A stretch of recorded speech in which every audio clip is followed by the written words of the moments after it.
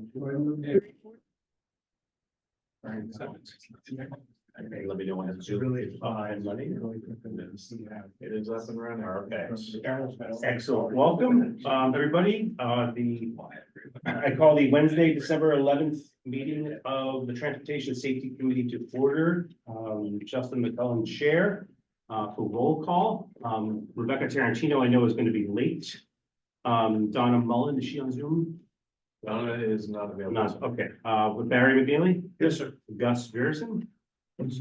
Tyler Gabrowski? Present. Tom Ryder?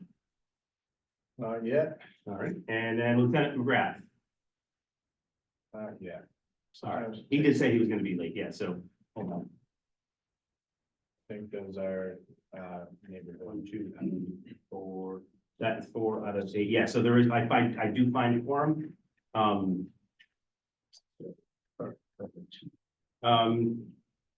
So has everyone reviewed the minutes from November 13th? Yes. Yes. Oh, I also wanted to acknowledge Bob Wilson, our technical advisor, is here as well. So Yes. So everyone's reviewing minutes. Any questions, comments, concerns? No, all right. Do I have a motion to approve the minutes from November 13th? Just so moved. Do I have a second? I second it. Second by Barry, and all in favor, you say aye. Any opposed? Any abstentions? None. All right. Also, I forgot to acknowledge Officer Eddie Baez, who's here as well. From the Needham Police Department.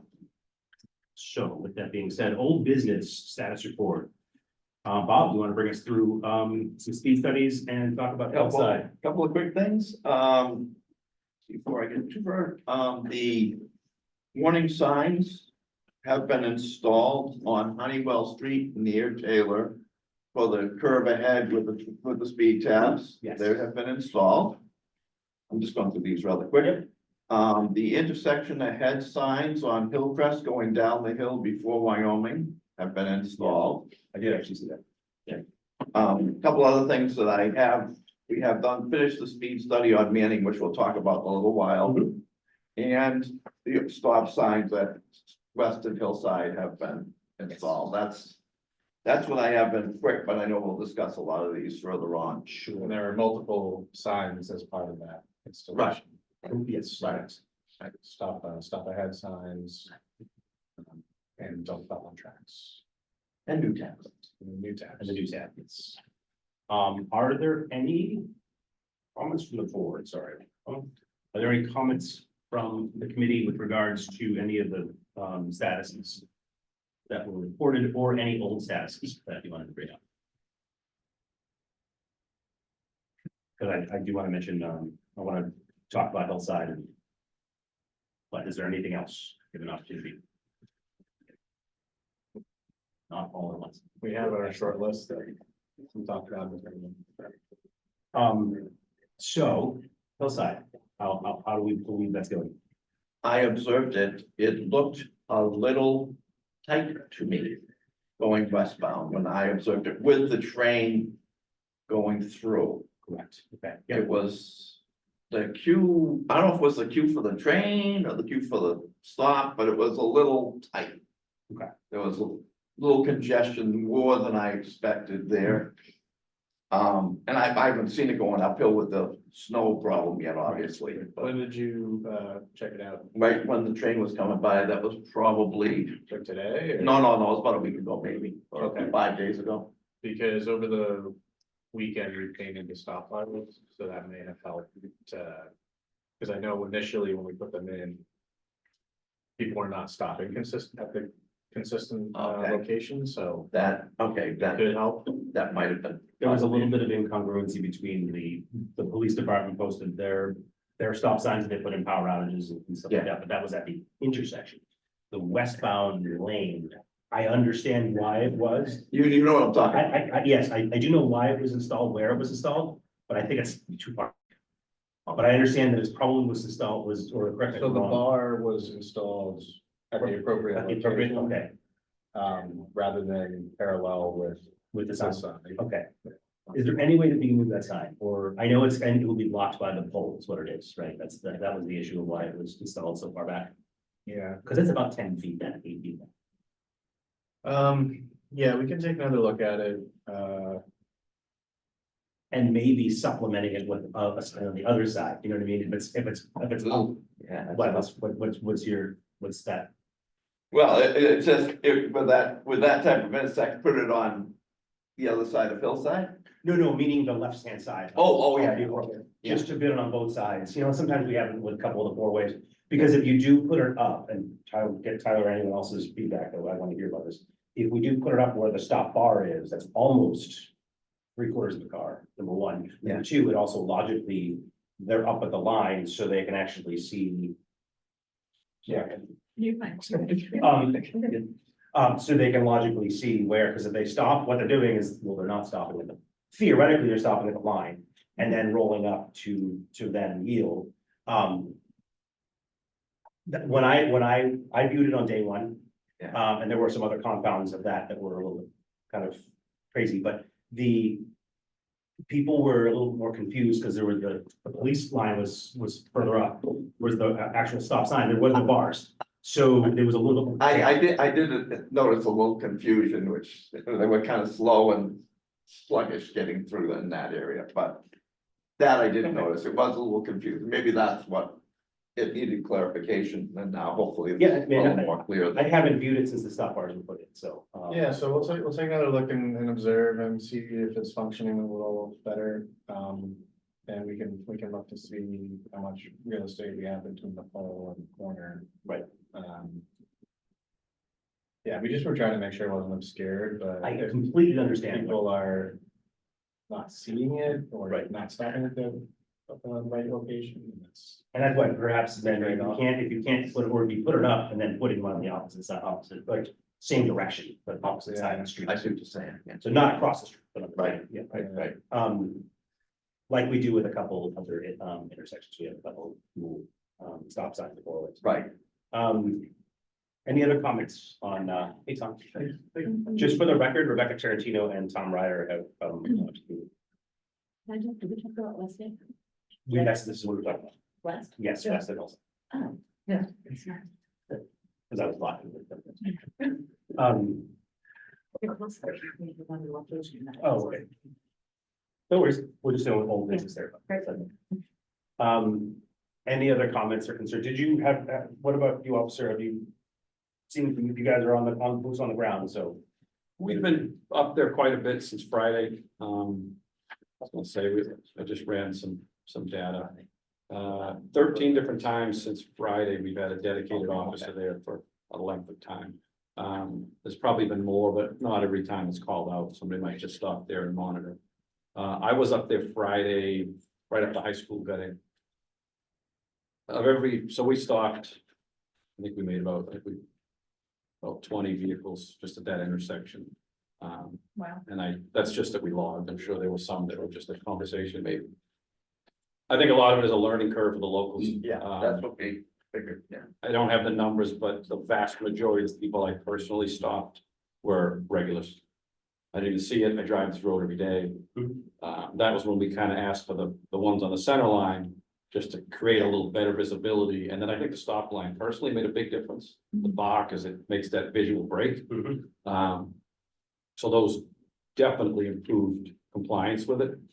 I think it's just a learning curve for the people that drive it all the time. Yep. I mean, not that that's an excuse to break the law. It's realistic. I still see people on the legacy stop signs, just longer, like, it's just, Right. And then we do, the hillside, I think, still say two-way. So that's been fixed. Okay, perfect. Okay, I haven't been up there today. Yeah. Okay, perfect. That was fixed when the stop bars were put in. Oh, awesome. Thank you very much for So that. all four, say forward. All Says all the way. way, which is All yeah, they don't do four-way anymore. You can have them still up if they're there, if you have to, you're putting a new one in, it has to be. And there is some backup heading westbound Right. That's what I, with the train. that's exactly what I said. At least what I saw was after the train goes through and that traffic's released. I think the same is people don't realize there's a stop sign. And again, you shouldn't be stopping on the tracks. Anyway, you're not supposed to get on them until you can go all the way across, but There are some people that are just kind of getting along with traffic thinking they're moving, and then all of a sudden everything stops because the stop sign. Right, yeah. But Yeah, so we That's put some accessory signage there to Awesome. indicate, don't stop on tracks, this is where you're supposed to stop when. I can't believe we have to put. When the gates, when the gates are down, No. so Move. we might need things to settle out a bit Right, before you can. I'm sure there'll be- determine, but Curve of compliance. yeah. So you continue to monitor, and you guys are just doing education stops where you're just, It depends. I mean, Okay. Right. Yeah. There's some other You do what stuff, you do. but right, yeah. And, uh, Appropriate responses. Yeah, those new tabs are on there, we can keep them up for 6 months if we choose to. That works. Any other comments on west or hillside? West, okay. My only question was about did we change the timing of the light? Like, is there any, if it turns out the backup is an issue, are we looking at the timing of the light, if there's anything there The one by the Starbucks? Yeah. relative to the train? I just don't know how automated that is, or if there's anything there that needs to be. Is that preempt or not? Is there railroad preempt or not? I think Could be so. railroad. Traffic Yeah. heading east on west gets a green before the train, you Yeah. clear it out. Yeah, Okay. yeah. Yeah, so it's similar to the other crossing. Got it. Well, there's a message board going eastbound, right? Going west, We going eastbound. There's it uphill? Yes. we had one Oh, message okay, board alright. posted at both. approaches. Okay. Yeah. Okay, how long you- As long as we can afford to spare them, we That's really needed reasonable. some today, you know, obviously, there was Oh, yeah. water breaks, there was. Sure. We've not had a crash there since Friday. It's good. That's a lot. Can we put one of those, it's been like 5 days to. Right. And we just keep, Right, 10:10 was the last crash hauled into us. Okay. Any other comments? Because I don't think that's being, I do know that as part of the TIP project, the transportation improvement project, Nothing. if we get the money, 10 was the last. bring fund. Whether we get federal money for anything else. But But if we get the money, then that intersection along with the one at Starbucks, that's included, that the whole way. Possibly. You're seeing some improvements. But that's still ways out. That's still ways out. If we find out that. Gus, Well, we just recently at the MPCC saw 10% plans for that. That's, So it is a 10%, it's apparently, it's just like. But also we look at what the layout of the roadway, the proposed roadway is going to be. Including other modes of transportation, such as buses, vehicle traffic. And bikes. my only thing to keep an eye on, which you probably already covered, is that utility pole that's right by the stop sign Yes. heading downhill. That's a thing that if we. I just anticipate, based on my just initial, even just walking by there, that's gonna be a problem. So so just before you came, I think we're gonna look into seeing if they can move stop signs to where the stop bar is, and there's now a bar. Mhm. Painted line, and if it's occluded because of the pole, which I believe it probably will be. A possible solution, depending upon DPW discretion, is to put a second stop sign on the other side, Mhm. so they're both Yeah. on left and right side of that approach. So, yeah, because it probably will be, but Yeah. it is far back, it is kind of confusing some drivers, I saw it on Friday when we pulled it out. And people were just confused. Yeah, I wish we could say, oh, we'll just move the pole, but. That takes, I know, but like sometimes when it's urgent, I mean, I've just seen, I know it's hard, but. If there's one that has to Yeah, just, yep, so once the weather's a little nicer, we'll go out there and we'll do some observation study and see what. can be regulated. all right. I don't know. Anything else regarding, anything on because we're gonna cover the speed study on the next item. But is there anything else that anyone has any questions on with regards to status report? Okay. Hearing none, we will move to our, first petition of the day, Gary Is that all you Crossen. Oh, Yeah, that's it. On speeding and other issues on Manning Street. You want to whoever would like to present, they can take the desk there, or, I don't know if you have any media, we have your petition, we've actually have read the information that's submitted online, so we have copies of that. And the letter. And the letter, yes. So thank you all for tonight. A great opportunity to meet with you all. I'm Gary Crossan. Nick Botchwilloughby. So basically what we've said in the letter is really what our presentation is tonight. I'm the oldest, probably both by age and by tenure in the neighborhood, that's here tonight at least to speak to the speed and traffic on Manning Street. My wife and I raised our 4 kids at 298 Manning Street, and we've been there for 41 years. The traffic's always been pretty extensive on Manning Street. I know you apparently have had some devices out there measuring over the last, whatever it's been, maybe a month. Yeah. I don't know what the results of your measurements have been. Are they measuring both speed and traffic count? Correct.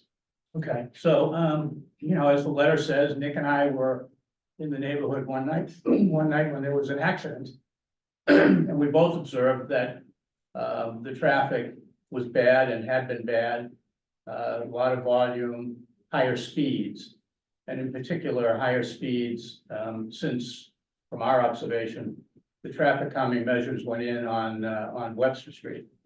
And I'll tell you that I certainly have spoken to our Needham neighbors who are not Manning Street neighbors, many of whom have acknowledged to me that they regularly use Manning Street as a cut through to avoid dealing with Webster Street on a regular basis to get to the other side of town, whether it's coming from Great Plain or coming from the other end. And there are a lot of children in the area, so we grew up, we raised our kids in the neighborhood. They're all off making grandchildren at this point, but now there's a whole new array of kids in the neighborhood. It's a very active area. It also is an area for the high school track athletes to do a lot of running, so they're oftentimes in decent weather, running up and down the street. And as you all know, it's a very straight street, good for walking, good for running. So the letter grew out of that conversation and our sort of continued experience in the neighborhood. The feeling that we had, just speaking for Nick and I, was that maybe one of the measures that we ought to be asking for is a 4-way stop or an all-way stop, I guess they call it now, at Powers and Manning. I actually live 2 doors from there, and that's sort of the midpoint between the stop sign at Brookline and Great Plain. And that's probably where the highest speeds are accumulated, I would think, on Manning Street at that stretch. But, I think we'd also be open to other traffic calming measures if people who have more experience at this have them in mind. We don't have anything in particular, I think, in mind, other than maybe the all-way stop sign. I think that's pretty much what we're here to talk about. I mean, the biggest concern is, as Gary pointed out, there's been a higher increase of families that have moved into the area. A larger number of students and kids around, and grandkids that come and visit on a regular basis. It serves as almost a midpoint for students coming home from Pollard Middle School down the street, as well as students walking home from the high school and from Mitchell. With so many, we want to really encourage and continue seeing those students walking the streets, but also being safe at the same time. And I certainly do not want to wait for us to sit down and say that we had a tragedy and that's why we need to do something. So I'd rather us be really proactive and make some changes. We have a number of our neighbors who are here. They may want to speak to it. We really haven't coordinated in that fashion. And then I noticed we had a few as well on the Zoom connection. But certainly we'd be happy to entertain questions as well. Open this up to the committee. I know that you want to talk about the speed study? Yes, over the past, well, about from mid-November to the end of November, we did a traffic study out in the field where we found that the total traffic volume in that area near Power Street on Manning was average daily traffic of 1,658 vehicles per day. In the peak hour, rush hour time, there's about 218 vehicles going through that general area. That's, both directions. Right. And the speeds in that area for 85%, so 85% of these vehicles. So the speed at which 85% of the vehicle travel or below the speed is 30 miles an hour. And that's the results of the study itself. Previously, we did a study also on powers to give an idea of what the kind of the volume relationship is. And on powers, this is from 2021, a few years ago, it's a little old, but not too old. There was a total volume of 803 vehicles, so just about half as much on powers. Two directional. And the peak hour on that is about 86 vehicles, again, about half as much. The speeds on powers they ranged a little bit. Roughly 25 to 28 miles per hour, but they're shorter streets, a stop sign there, so it makes sense. So in order to put a stop sign based on powers of B that are above this room and in the state and federal level, is that there should be for a four-way stop. Now, typically, there would be equal volumes on each of the two cross streets. 50 this way, 50 this way, So in this case, it's like a 2-to-1 ratio. So it's in that regard, it might be a little tougher to justify a four-way stop there. However, there are other factors that could lead to the installation of the signs anyway, which include accident history, if there's a lot of pedestrians, school kids, that type of stuff. So strictly by the numbers, it would probably be a no-go, but there's the extenuating factors that we'll probably have to discuss in this meeting in order to better understand and perhaps make a better judgment based on you people's in the neighborhoods and some of the people in the group, in the committee, to help sort out. That's my take. Okay, go Can I ahead. ask a question? So I'm Megan Kearns and I was the one that asked for the study in 2021. I believe the time of year was different. It was probably springtime. I don't know if that has a bearing on the numbers. Correct, that was Power Street, yes. And additionally, since the second time we're petitioning, I wonder if that also bears any weight in the argument. So I think the last time, I don't think I was involved with the committee, but I wasn't a member, but I think the last time that this came up, the unequal volumes is what stopped us from opting for that. Doesn't mean that it's not. We can have to discuss it, but one thing I want to clarify is that stop signs are right-of-way devices. They're not speed control devices. That's based on our federal standards, the sort of the handbook that we use, that municipalities use. Stop signs are meant to delineate, so that's the reason why when you have a busy road, you have stop signs on the side streets, you don't have stop signs on that main road. So that's kind of the situation that we're seeing here. That doesn't rule it out, but that's why it doesn't have one. Can I ask some questions, please? Is there a stop sign currently at Powers? Yes. Okay, so Powers, Yes. and then where are the next stop signs on Manning? I should know this, but I don't. So, Brookline are the only two stop signs. and Brookline, how far are we from Brookline at Powers? 3 blocks? I don't remember. 3? Yeah, 3 or 4 blocks. And Brookline, you would expect to see a good amount more volume than on Powers. Yeah. So, okay, so it's Great Plain, Brookline, and then whatever west is called at that. Right. Right? Yes. Those are the only ones. Lindbergh and, yeah. There's quite a few cross streets going up, but the major ones, yeah. So if we did a speed study, how long ago? 2021. Yes, Do we have those? Was that Yeah, speed? That's on hours. It would be- We just did one on. Was that speed or just traffic count? that was It's speed as always, well. it's usually. Yeah, speed The timing, the interesting thing about the speed study, at least my observation is, the devices you have out there, by definition, slow down the traffic. So we do have a mode on the speed signs where it does not display anything, and we do that for a period of time.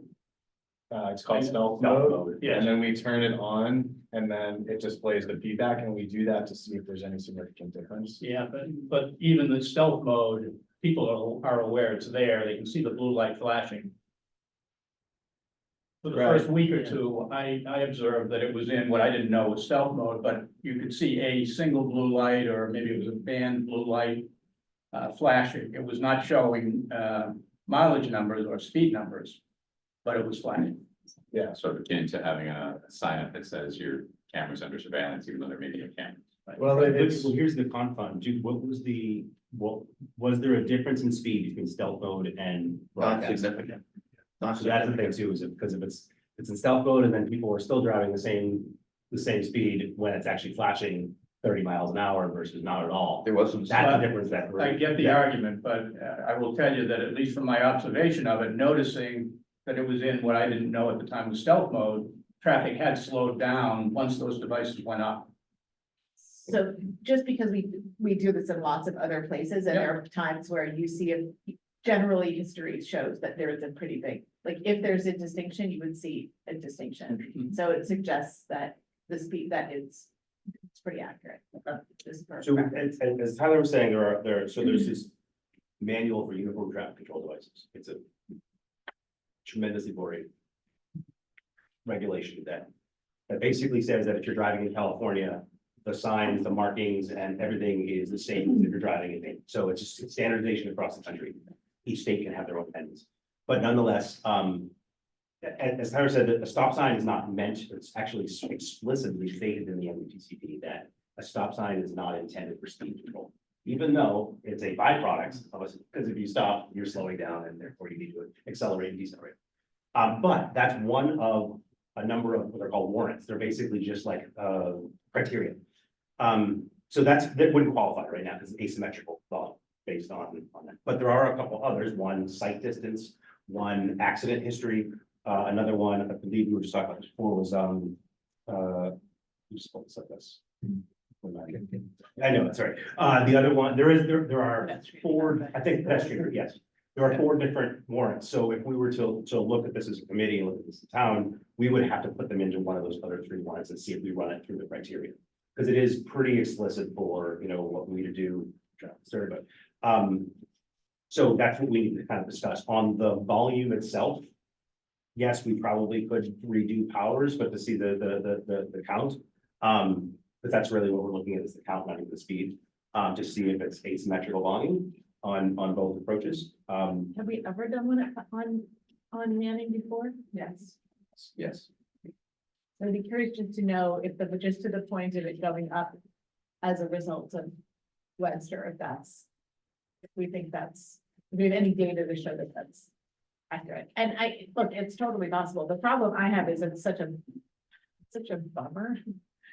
You know what I mean? Like, it's so unfortunate that people just to avoid a couple of speed bumps or slowing down for pedestrians are taking Manning. That makes me crazy, but. You must have had, by the way, similar statistical information when you evaluated Webster Street, I assume, for the high school.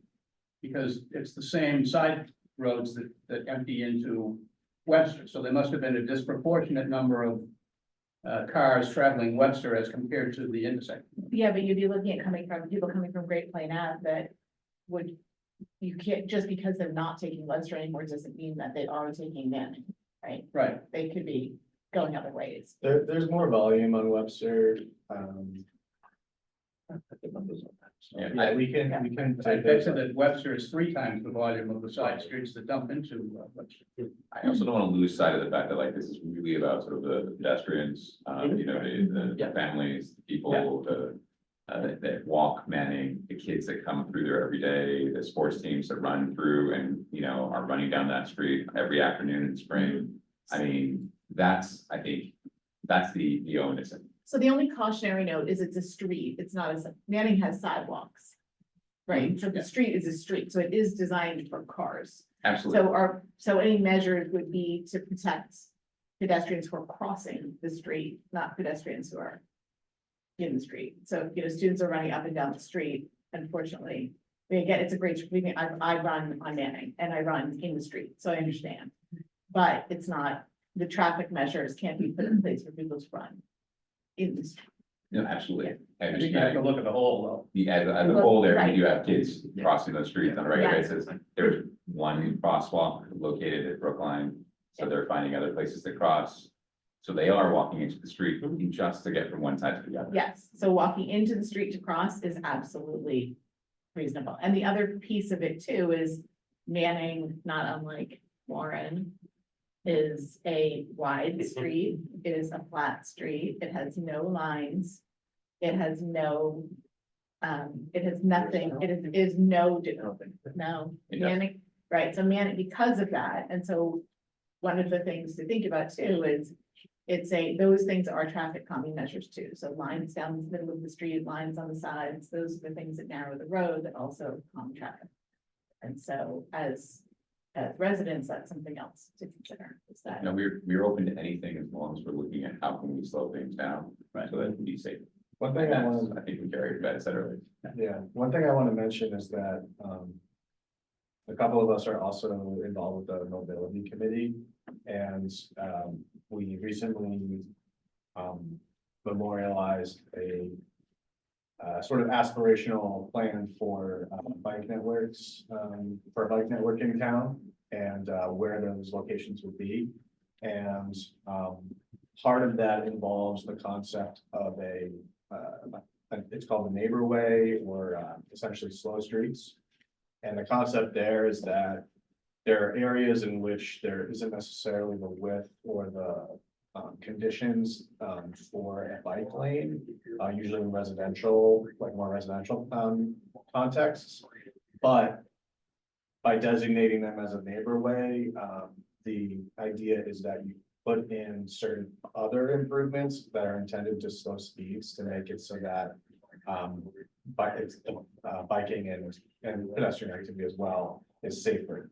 And Manning is identified as one of those streets on that map for a neighborhood.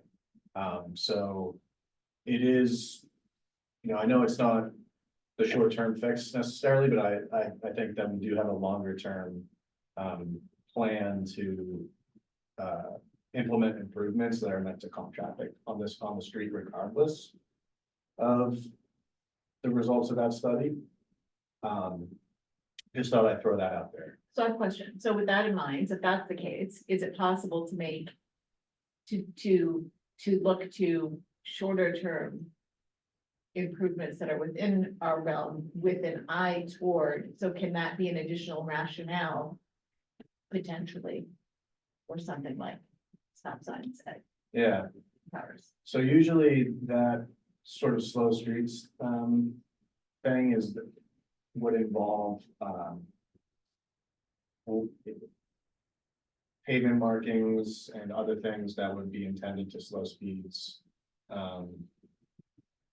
But not major changes to like the curving and things like that, so it's not as long-term maybe as it sounds. But we still have to work through the details of that and obviously have the community be informed. It's just something I thought plays into this discussion. Yeah. Right. Bottom line. Yeah. We did it, we narrowed lanes on a specific road. And then it was overturned by the residents. But they said it changed the valuation for houses because it changes comps. Because the double line has to be then comped against the double yellow line, so there was a lot of uproar about that. But the research has indicated that if you narrow the lane. Yeah. Visually, you're gonna go slow. Yeah. That was the rationale. So the point being that there are things, even if, we don't know if the stop sign is going to be possible, but other traffic calming measures in the short term that are not structural. Because structural things become more expensive, and especially if there are things like the mobility plan in the works, those things take longer. But paint is fairly easy. And it's more cost effective, but it's something that affects Manning. And so while none of those things are actually true in terms of home values and things like that, it did affect the street and it caused a lot of conflict. So those are things that you'd have to get more neighbors involved with, but that is something that definitely is shown to make a difference. Because right now Manning's just it's an open field. So, So you're saying double yellow lines? With fog lines, meaning the Right. white lines on the side, so you're actually narrowing the lane to, it would be 9 feet, 10 feet wide each lane. how wide is Manning right now? Do we know? Right away on it, or what's the? I'll tell you in 1 minute. Yeah, While Tyler's doing that, what struck me was it was pretty extraordinary number of households that signed off on this letter in that short stretch. It's about 32 households that we went to. 24 of them signed off on the letter. No dissenters. Haven't heard a word of dissent since we started this. Because you're just saying it's a problem right now. So Right. you're saying it's a problem, and so they agree, but once you go back and say, and this is what we're thinking, you Well, I might. said it was a problem and we were asking for a always stop or other calming measures. Right, but now that you know that an always stop isn't by definition a calming measure, that's something that we'll have to look at, the town will have to do more evaluation to determine if that's possible. But that might be something that you might need to take back to neighbors, if it's something that is what we would recommend. And we'd be happy to do that, obviously. I don't want to, there are other people here who are from the neighborhood who probably want to speak. I know that Alan does. sure, yeah, this is technically, it's not a public meeting announced, but I will certainly, I will. Stand behind them. I will, that's fine, I just don't, this is not a whole like public meeting. Like, I just a quick, but yes, go ahead. maybe practical suggestion. If the criteria for having four-way or all-way stop sign at that intersection is not satisfactory, could we just leave the speed monitors up? I agree with Gary 100% that this is like the Heisenberg uncertainty principle, that the very fact of measuring something changes the value that you're getting.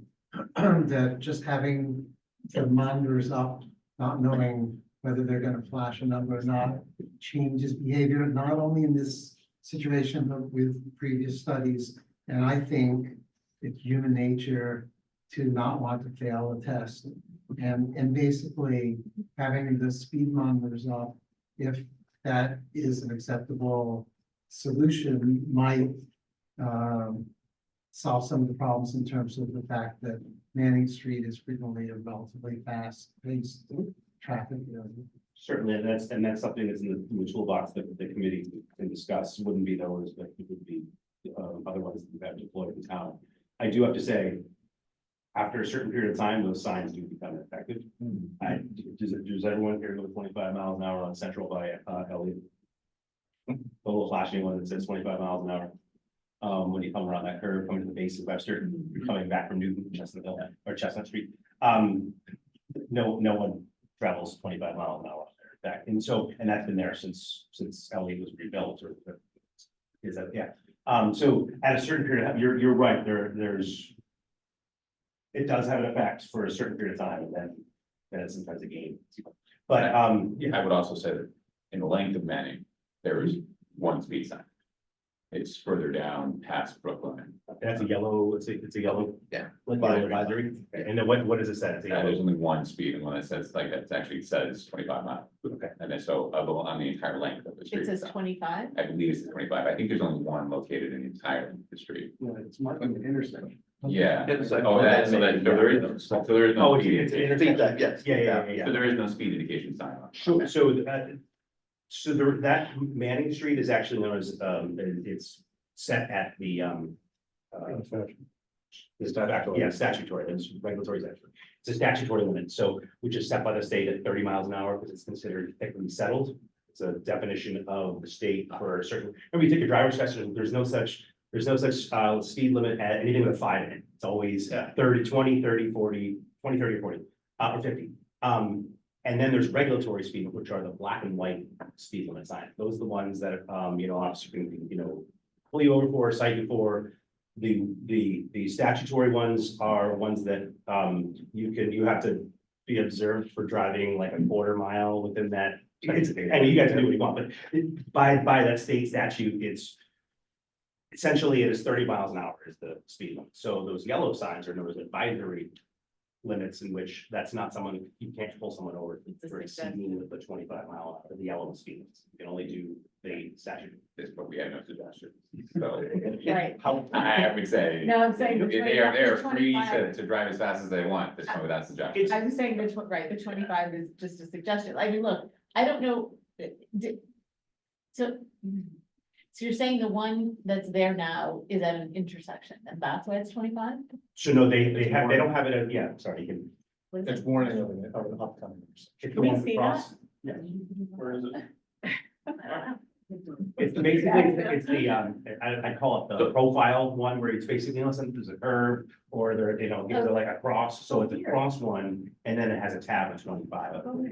That's it. I mean, I think you guys get the sense that Manning Street is a bit of an enigma in the sense of the sort of the amount of usage that it gets, the amount of kids that go up and down it, the number of people that bike it. And yet the number of people that use it as a thoroughfare to get around Webster traffic. So it is, we sort of put it in your hands in terms of discuss, because there is a problem here, and I know that, you know, we have had accidents on Webster and tragedies there. I do not want the same thing to happen on there. Have there been any, that's the other question, have there been any accidents at Powers and Manning or on Manning? Manning and Powers is Yeah. not a top one, but I hear it. I don't have the Yeah. numbers in front of me, but Okay. yeah. And it's 99%. I mean, the stop sign obviously creates the liability, but it's always somebody that either didn't stop at the stop sign or didn't yield the right of way. I guess the short term, the short term solution, maybe we could look into doing some more advisory signage. And then perhaps we can take a look at Powers and Manning and running it through the newest version of criteria for the MUTCD, see if it hits any of the second three. It would actually be the pedestrian one, and see if that qualifies for something. Is that something that's palpable for? Yeah, we can look at the site distance too. That's probably the other. So the width of Manning varies from 22 to 24 feet in width. Okay. So if we're talking about lines that, lines, usually 4 inches, 4 or 5 inches wide. Yeah. And a center line, with each line being 6 inches apart, so it's pretty close, but it could work. But that's something that's probably a more, you know, that's a more involved change. Sure. And that would, before we would do that, we'd have to have neighborhood meetings. I've just had my lesson. Yeah, I think you're. My other street where I got absolutely just through the ringer. It could make a big difference though, if we could fit it in, because rather than it kind of just being, the road is from the curb to the curb. Right. You're in a lane that has a, you know, the illusion of, you know, I have to stay within this smaller space. So why don't we explore some additional advisory signage? Intersection. Intersection or just 25 mile an hour, you know, or but put it with the, because there's, It's pretty smart. yeah, I mean, there's Oh, intersections yeah. everywhere, so yeah, so it's That's not, yeah, okay. it's easy, don't do. Also because the intersection sign, I feel like a speed advisory is just, it's noise. Yeah. Whereas an intersection makes you go, someone could slam into me, I should pay attention. Yeah, So if it's just the accidents we have, they're mostly stop sign violations. So I'm just looking here, but there are, for example, no, when I see on this picture, there are no stop lines being. You know, That was fixed with, when was that actually taken? so this is because sometimes Google it. 23, October 23. Because I remember this came up and then. Okay. Do you know if there's no stop lines of power? They're Well, called stop lines, the white sign. I don't believe there are stop lines there. Well, and if that is, make them extra wide, I know normally they're 12. Make it 18, I don't know if that's, Can we not pull it up on here as well? Well, that's what we're looking at. Look here, Google image might go- Sometimes at the intersections, it's like sometimes a different image and stuff like that, so yeah. Yeah, if they aren't there, we'll add them, but I thought that we had. So, Yeah, that's it right there. Yeah, there are no stuff. My wife's on Google images, but that's her dogs. Yeah, it's really funny. That's like over 23, but Yeah. Yeah. Yeah, that's. but Yeah. Unless we use a certain. that's it. Okay, So, I believe we use animal plastic. Mission aside. yeah. so I'd like to make a motion that we explore advisory signage, intersection signage at a couple of locations to be determined, by engineering. We explore the criteria for all-way stop at Powers and Manning based on the NUTCD, newest edition criteria. Oh. Pavement markings. Yeah, explore pavement, the pavement marks that we were gonna do with, the other road, but explore that option. Sure. That's obviously a middle term. I mean, that would be great, but we would need to engage the community and do Well, a roadshow up and down. okay, but it's a minimum, okay. Just explore the pavement markings, including the stop lines. And, oh, no, we should put the stop line as soon as it's weather is appropriate. Right, I think we're just saying that. Other markings will be considered as well. Yeah, sure, okay, I'm not, yeah, absolutely, yeah. I feel bad for the person that's writing this. So yeah, I just did all that. And do I have a second? Second by Gus. Any discussion on the matter for those 3 items or 3.5 items?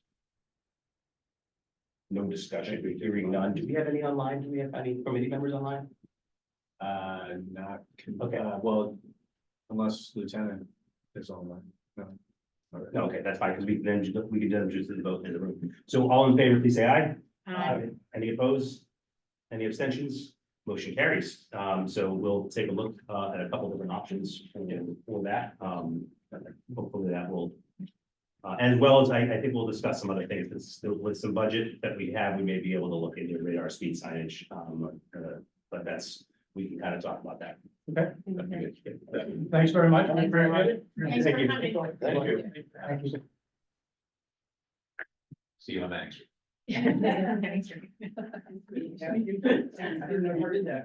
Oh, yeah. Next item number 5, Dina, crosswalk on Honeywell Street by Taylor Street. Yeah,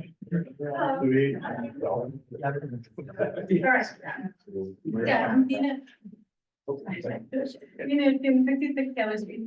So I'm here to discuss adding a crosswalk on Honeywell at Taylor. Are you going to it? Great. Taylor goes like up toward Elliott School, and then there's a Taylor extension one way toward Central. And pedestrians cross here to get to from Sunita Williams School and the Elliott School, instead of crossing at Central Ave. No matter how many times I tell my own kids, like they cross there. They also cross or in that stretch of Honeywell to get to the bus stop that's at Briarwood. So there's low visibility around that on Honeywell. It curves toward the intersection of Ardmore and Honeywell, which I was here to discuss a few months ago. It's a very dangerous intersection there too, and Wellesley Avenue. So another crosswalk at that point maybe could serve as a traffic calmer, because cars speed along the stretch of Honeywell toward that intersection I described. And I've witnessed cars even passing the double yellow, passing, me to get around to go faster. And the cars often turn into Little Taylor Extension, not seeing pedestrians standing on Little Taylor. So maybe a crosswalk or some safety feature could help there. There's a crosswalk on Honeywell and part of Little Taylor. And there's not a crosswalk, a sidewalk. There's a sidewalk on Taylor. You know what I mean? Like the Taylor going toward Elliott, there's a sidewalk on Honeywell, and there's a small landing crosswalk on Little Taylor. Okay, so you're on the Wellesley, I'm trying to orient myself. So you're on the Yeah. Wellesley side of, you're heading toward Wellesley side of Central. We're off Central. Yeah, now we're on Honeywell. But coming on Honeywell, I'm saying you're on the Yeah. Wellesley side of Honeywell. So that if you already keep them, Yeah, heading Yeah. toward Wellesley. toward Yeah, Wellesley. that's what we just put a sign, we didn't. And Yes. there was a speed study, I think, right Yeah. up there, and I was just gonna ask a question about the speed study. As cars turn into Taylor, Yeah. Like- You guys have to listen to them. sorry, I just have one question, like, when does the speed study pick out somehow cars that are slowing down to turn onto Taylor, because it lowers your average speed? It does, It but might catch it, yeah, it might. Like it lowers your. Oh, yeah. Yeah. As it was, I can say this as an aside, Yeah. it's similar to the last time at, Manning Street. The total volume, this is taken back in July of the summer, so it might be a little off because kids are out of school, but a total volume on Honeywell of 3,410 vehicles per day, both directions, over the whole day. And in the peak hour, about a little over 300. Okay, now the speeds on Honeywell, you probably already know this, so I'm gonna tell you anyway. It's about 36 miles an hour for 85% of the vehicles. Will be traveling that or lower. And still 15% a little bit higher than that. And those are high as it is, so. we did just install the signs. I wouldn't say that you would expect a major difference. But that's why we put those in. Those little orange Yeah. signs, the triangle signs that are up in that general neighborhood. Right now, I don't know if you've noticed it yet, but they were just put up a little while ago, about a month ago, maybe. Right, A little further up from where you are there. It's the Oh. approach of, well, both sides of, as you approach Taylor.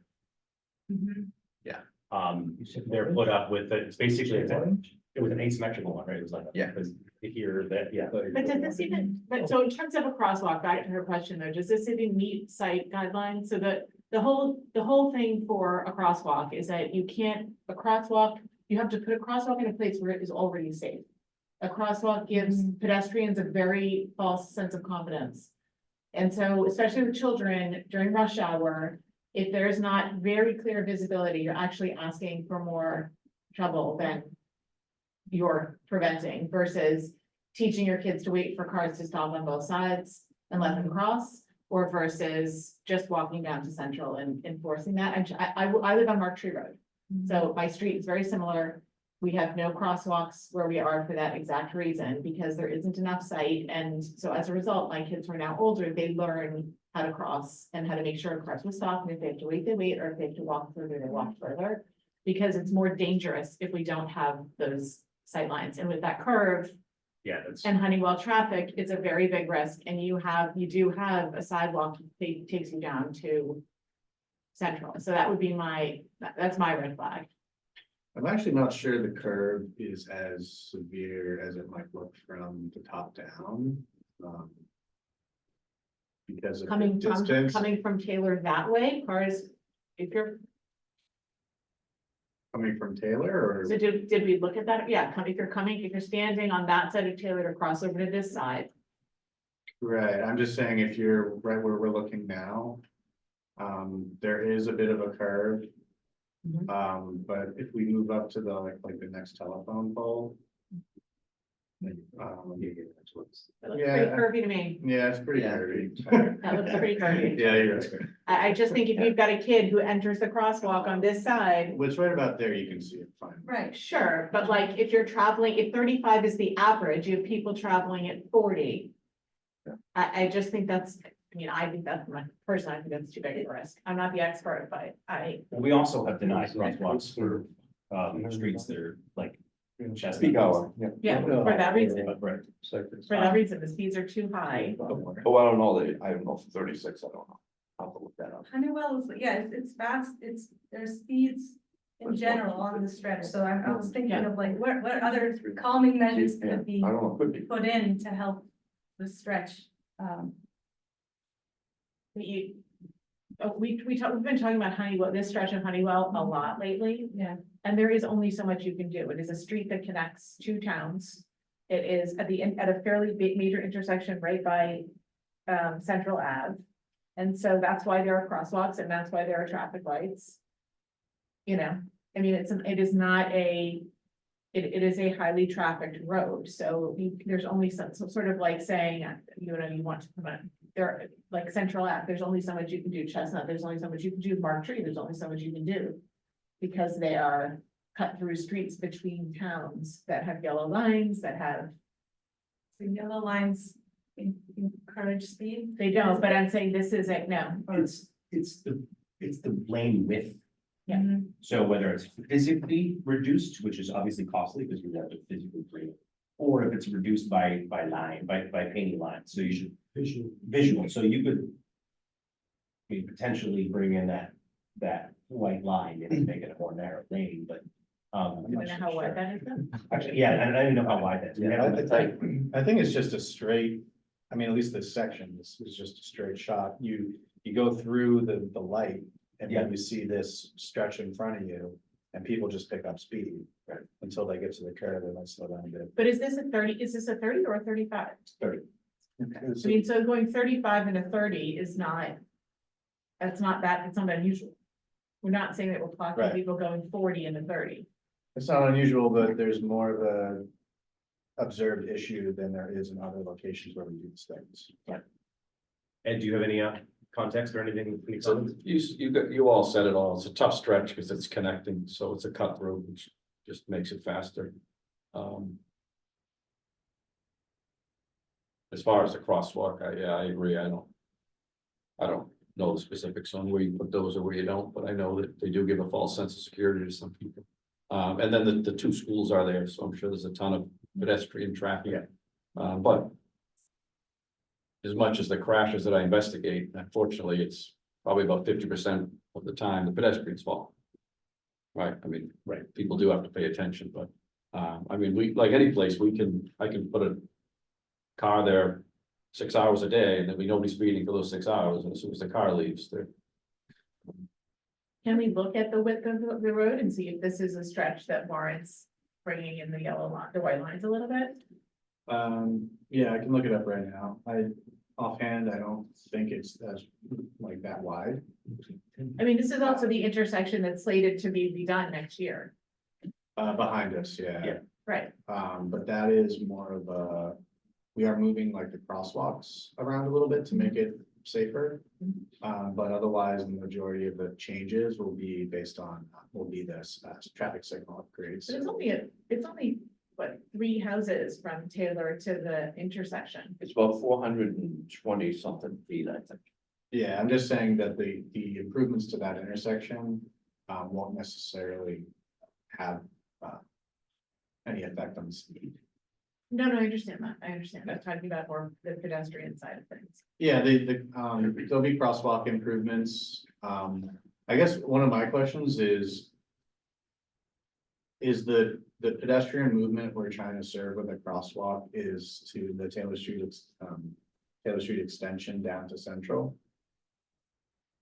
Is that, Yeah, it's across Honeywell between, like from Taylor to Taylor, because people are crossing there and going down Taylor, which should have a sidewalk, and it's like the sidewalk ends mid-street anyway, to go to Sunita or, because the districts are strangely Yeah. like lined, and so kids live on Little Taylor and are in Oh, the yeah. Elliott district, so they're walking across to Elliott.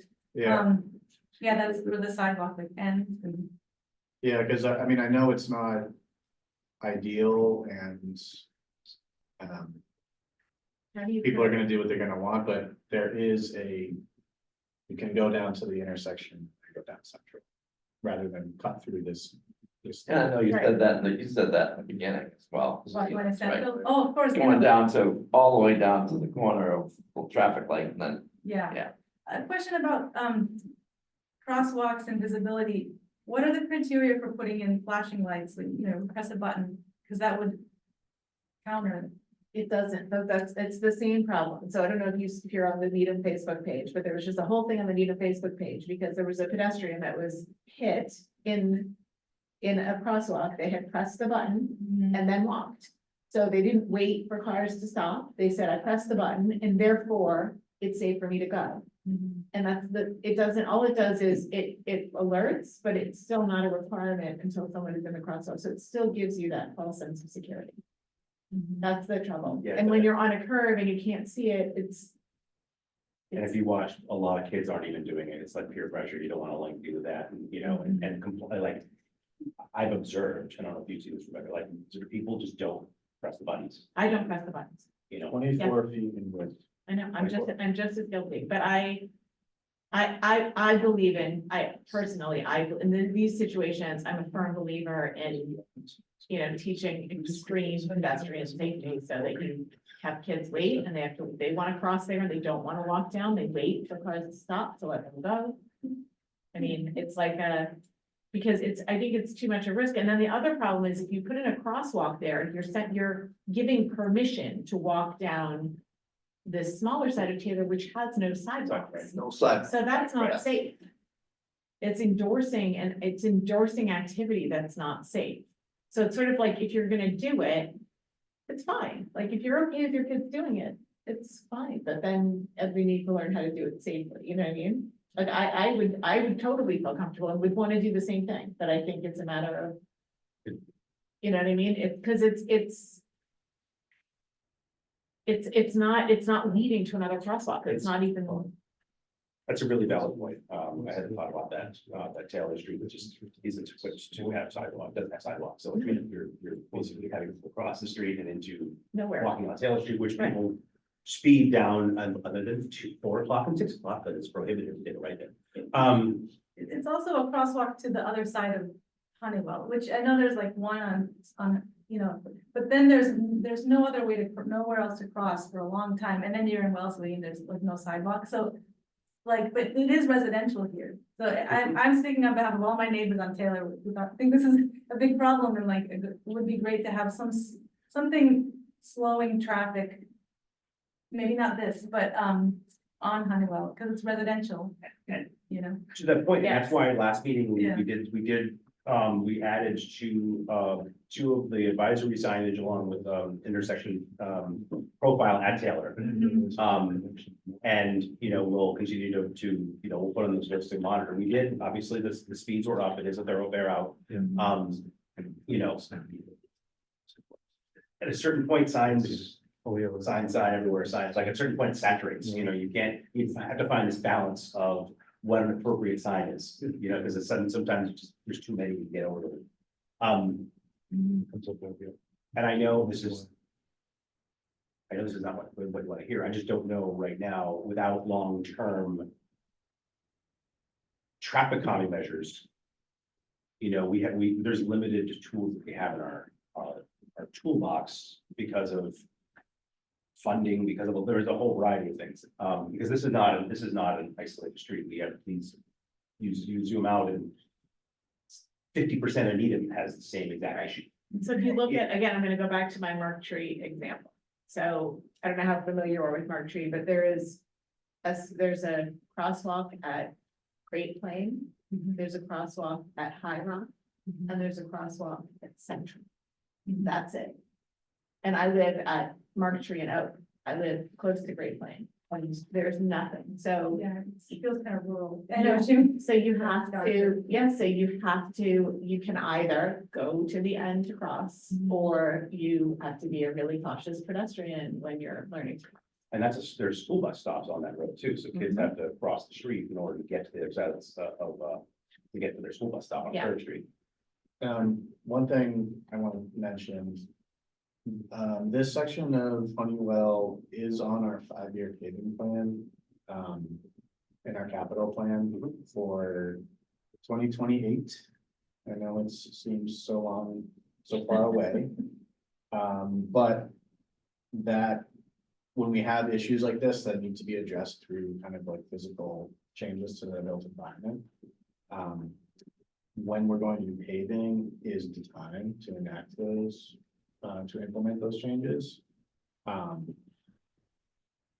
So that's a longer term opportunity. But I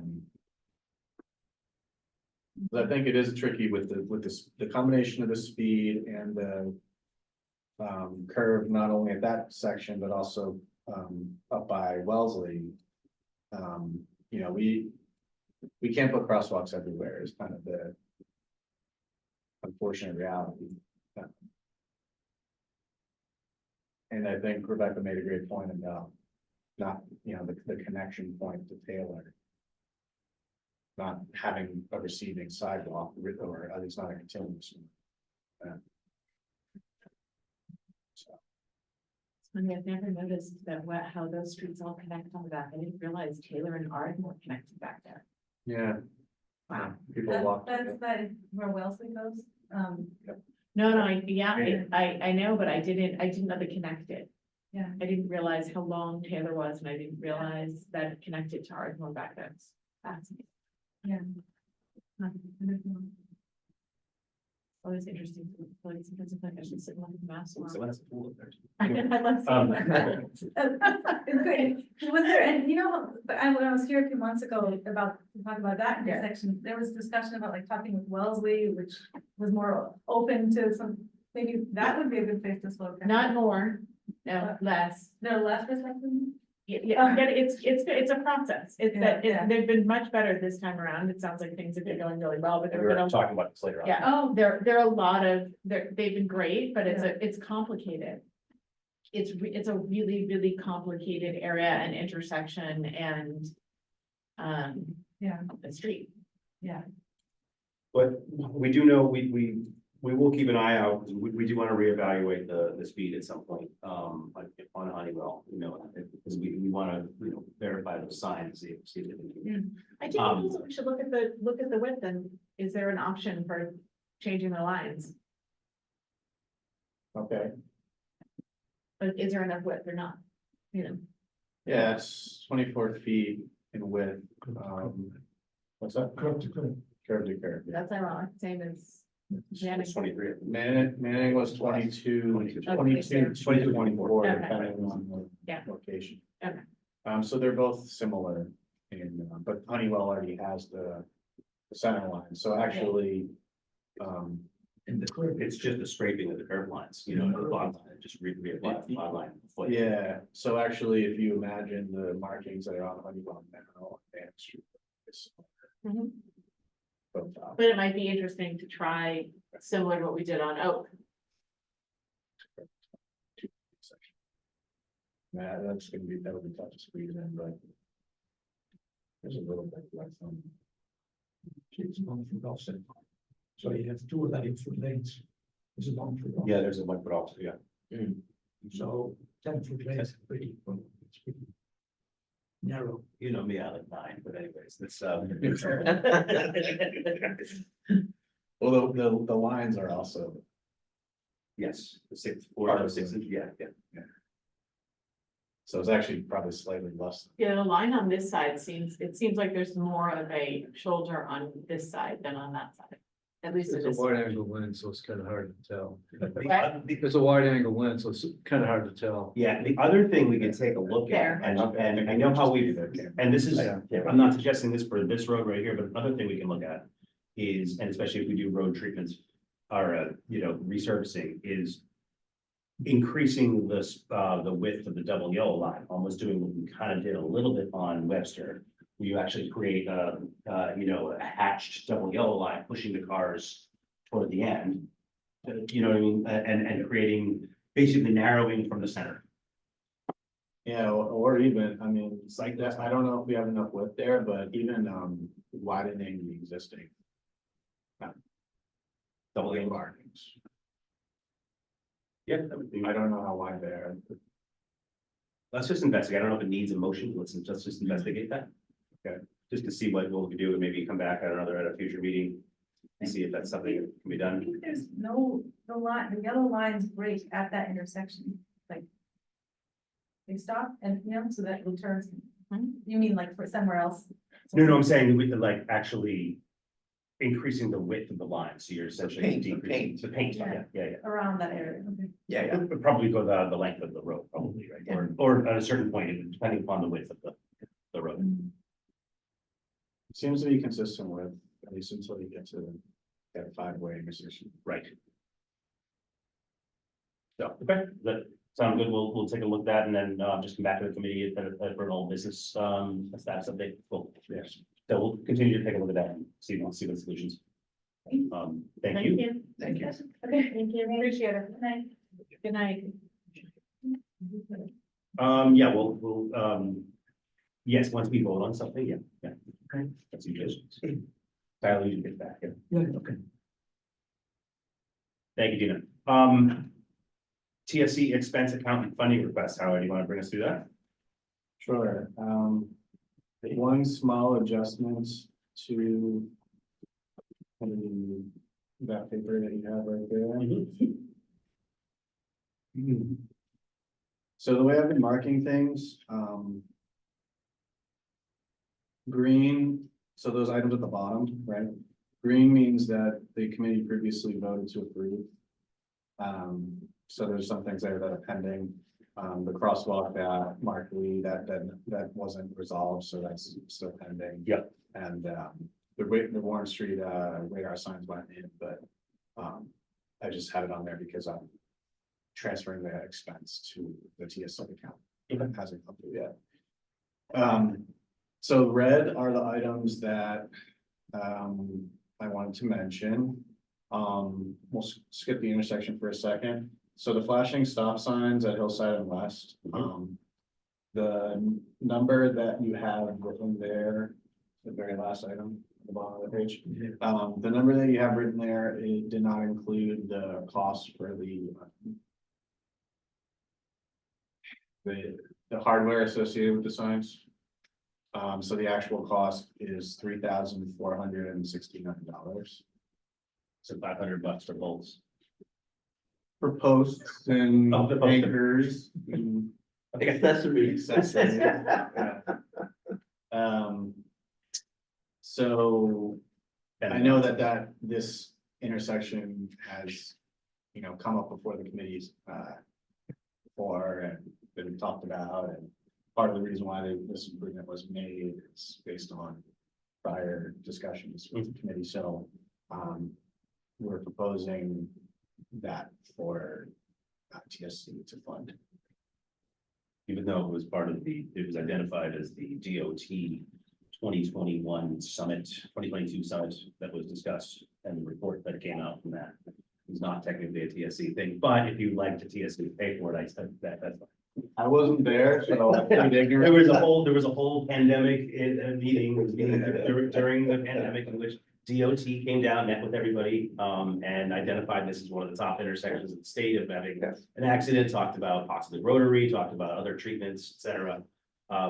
If you guys. No, yeah. Appropriate. That's fine.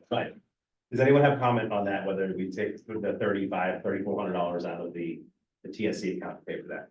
Anyone have a comment, concern? And to be clear, that's only the actual stop signs and not the associated accessory signs. I'm perfect. I'm just giving you some static back. I make motion to approve. Second. All in favor? Aye. Any opposed? Any abstentions? All right. Excellent. Take it 3,500 and run. You're welcome. I do wonder for this intersection, I know, we're not talking about this, but I'm just saying this out loud, your point about a rotary. How hard would that be to accomplish to put a rotary there? The land takings that would have to happen would be, public property, which is fine, town of Needham, MBTA property, state, and two private houses, a commercial and state property. So they would have to do eminent domain.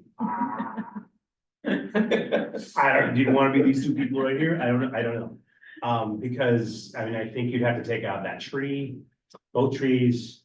As the vehicle volume increases, the larger the roundabout needs to be. Right.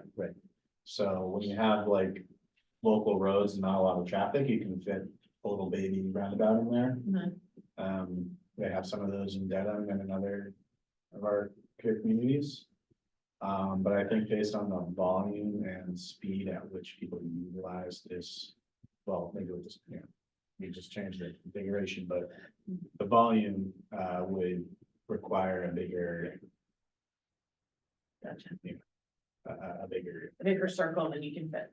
They were looking at a rotary out at Central and, Central and Great Plain, that you half the church would have had to be taken down. Mhm. And Yeah, you- we just, Tom and I were just talking about that earlier, because we did look into that, for that location, and even there, it's hard to fit. Okay. And then we're asked again to take a look at it again. Yeah. I mean, rotaries do work, they have been shown to work, And some even up towns in- are doing it like, it's just they're putting in rotaries everywhere and it's so smooth. And then, yes, and then you have Dedham I think they're great. do their non-rotary rotary. Over off Needham Street, where they actually have you don't, once you're in the rotary, you have to yield to people entering the rotary, not first. You know, you go down toward that school.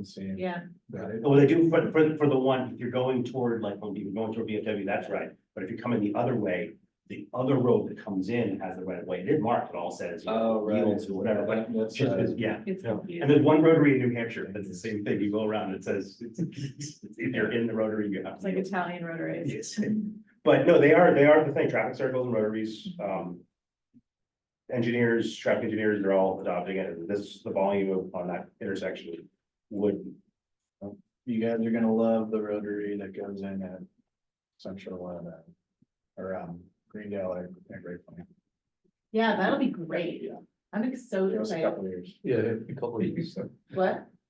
It's a few years. I think it'll be great. I think that's a great place for a rotary.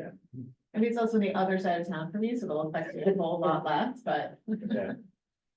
Yeah. So the other item is is not a funding request at this time, but I did include the scope of, I think I did, right? yes, you did, it's not the agenda packet, but it's in the email, yeah. Oh, okay, right, okay.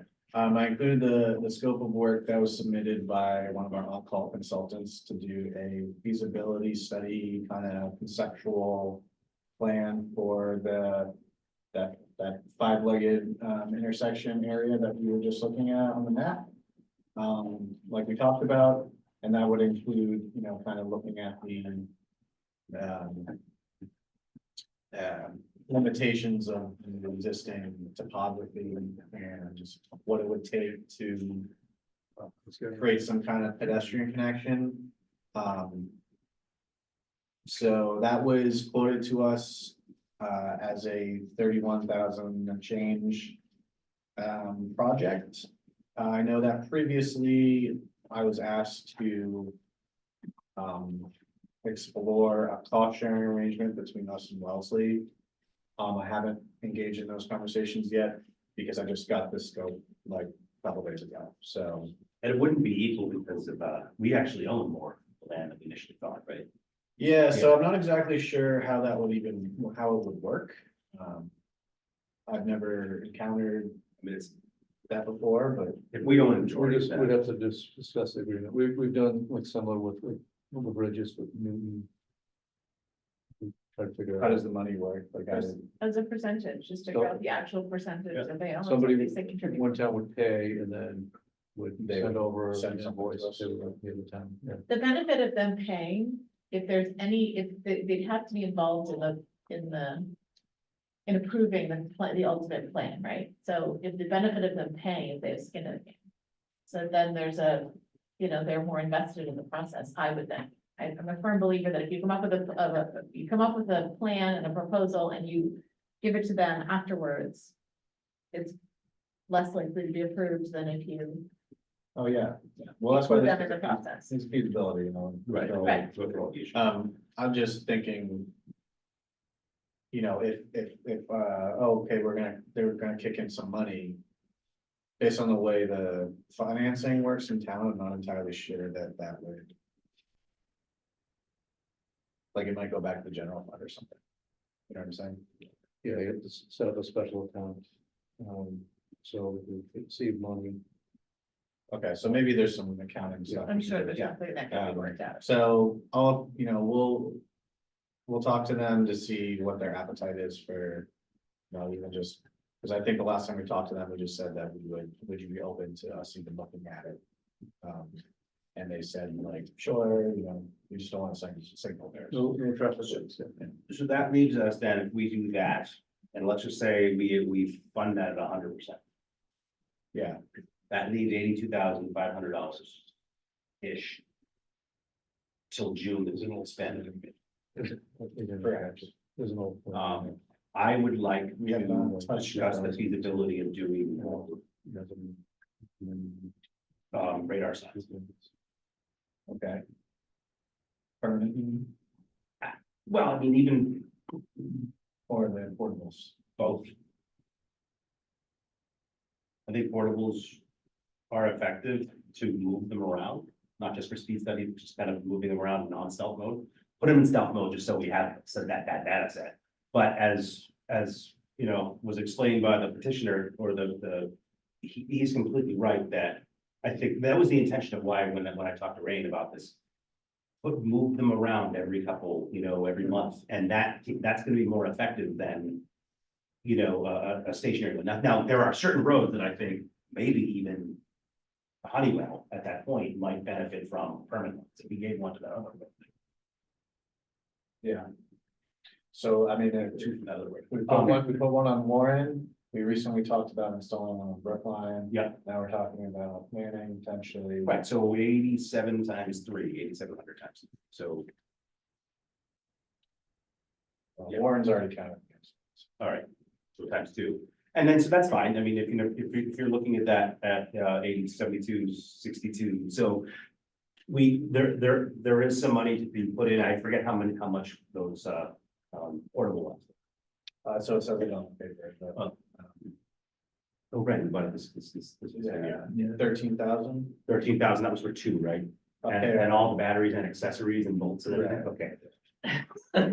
All the fun pack. The fun fact, so, I mean, I want to push that out, because I really believe that if we have a balance going into town meeting, in May. We're not gonna get 100,000 next year, FinCom is gonna say, so I think we need to figure out how to spend this. Can we also, can you guys think about, are there other things that beyond this, are there other things that we can be looking at that we've talked about, are there any other crosswalks that would benefit from Jersey barriers? Are there, So we bought Jersey barriers already that we have in stock. so do we need to put them anywhere?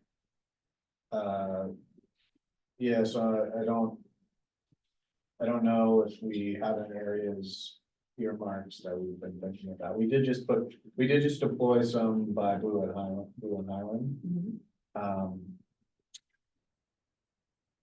I think, maybe, I agree with what Justin was saying. I think that there are other things that. So.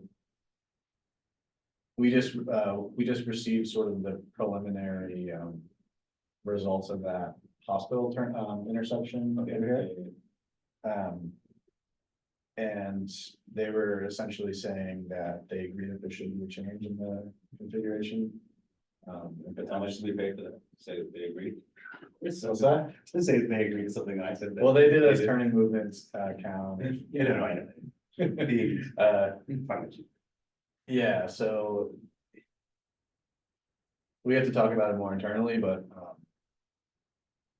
I mean, a change to the signal, that would certainly be plenty of money. They will be also talking about the capacity analysis at that same location, right? Yeah, so what was proposed was a dedicated dedicated turn circle.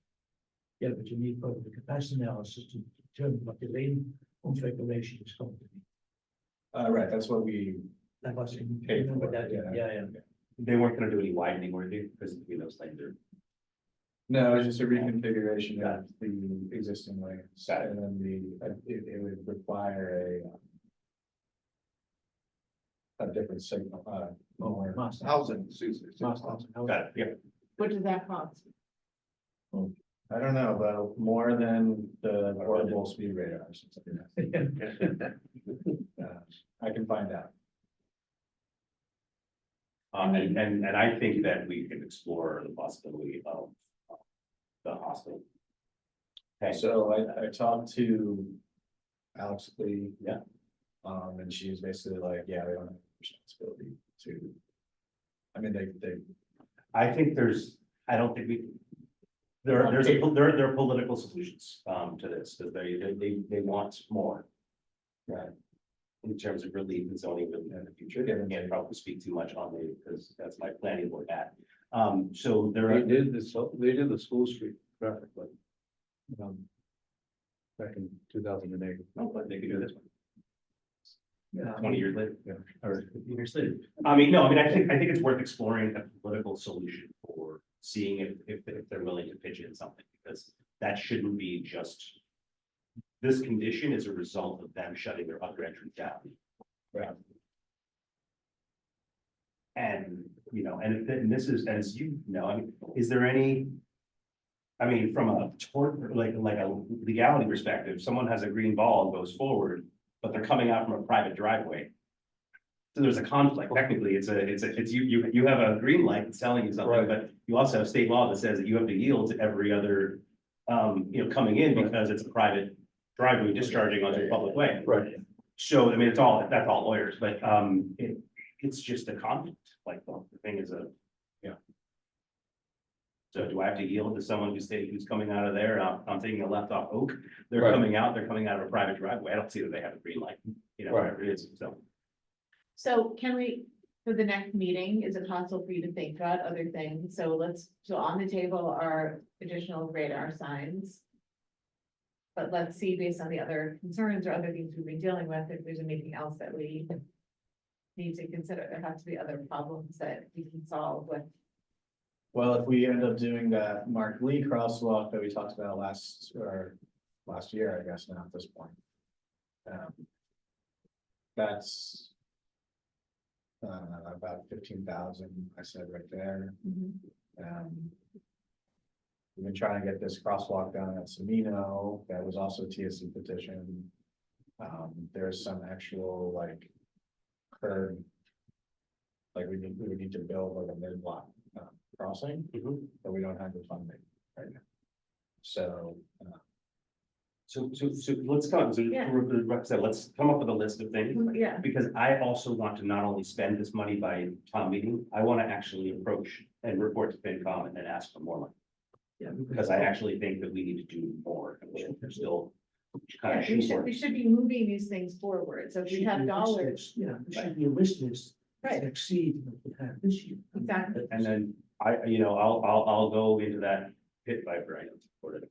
Who's lovely individuals, FinCom, who do kind of help keep the steward of our budget. But we will go in there and make an argument for increased funding so that we can actually get things moving forward. Because there's so many concerns, there's so many requests for crosswalks, so let's look at the list of things that are outstanding where you're stuck and tell us what it will cost to do those things, and then let's make some decisions. Both with this budget and then what do we need to request for next year in order to accomplish some of these things. Okay. Yeah, I think with that particular. Yeah, I'm already thinking it was. Yeah. Great, okay, so that you two are on the agenda then for next meeting. Perfect.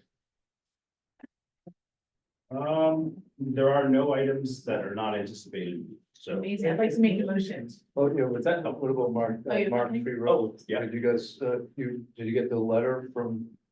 Oh, I did, I'll see you Monday. Everybody, it was actually, a good funny thing was I didn't, before I got the letter, someone else saw it on. Got the email and so sent it on, like a street group chat. So there should be a pretty good turnout for the meeting. Who's presenting? GPI, Okay, will you be there too? yeah, I'll be there, yep. Okay. Yep. I'll It'll be be a there. pretty good turnout. I think most of the questions are around, obviously the what, but also the what, and then the timetable and the where. Yeah, that's it, I think that's basically in everyone's mind. I think everyone was pretty excited about it last town meeting. They were hearing about it, so it's on its way. So it's mostly my end of the street that I know is coming, actually. I need to reach out to a couple people at the other end, because I don't know as many people on the other end. But my end is, I think there are 50 pretty good attendance. Gus, did you have anything? Yeah, I do. So was this, the letter, Mr. Foster and Leo proposal for that intersection? I don't know if that's as a subject, but I have two questions, actually. Surprises me somewhere is that no right of way determination? How do they know that they're in the right of way? From what I read here, and you can answer that. Oh, they're not surveying it, yeah. No, I know that. Yeah. So my question is, how do they know that? And the second one was, we saw a plan first before that, I think it's Wellesley Street. Yeah. Where they dipped very much down, so they had elevations, Mhm. where if they come to a solution like that without any elevations, are they gonna be able to determine if that's feasible or not possible? Yeah, they're gonna have to work with us on those two items if, I mean, because we do have some survey on that area, but not on the Wellesley side, so.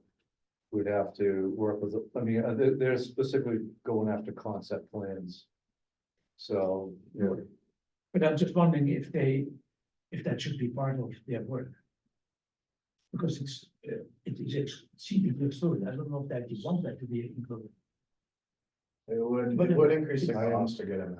yeah, I'm not sure if they have the capacity to actually do the survey work, they would take our data. And No, roll it it's together. not so much that they have the capability, but they're excluding it, and I'm not sure if you can get a solid design, at least at the 25% level, that you can explore that sufficiently. Right. So it's up to you. Okay, Yeah. we can talk about what support they would need for that on the side. Okay. If it's something they're capable of doing. And some of the consultants are, we provide a lot of the survey work for them. Otherwise they have to hire a cleaning survey crew, because they're not connected. Okay. So, Thank you. Anything else from the committee? and the surveyors love doing the work anyway, so it's like they want. Right, You have to Garrison? fill out a form. Right, Garrison? Yeah, you gotta fill out your form. You have to fill out the request for a service. Can I make a motion to adjourn? You can make a motion to adjourn. Do I have a second? Second by Gus. All in favor, please say aye. Aye. Any opposed? Any abstentions? We are in recess. Thank you. Or adjourned.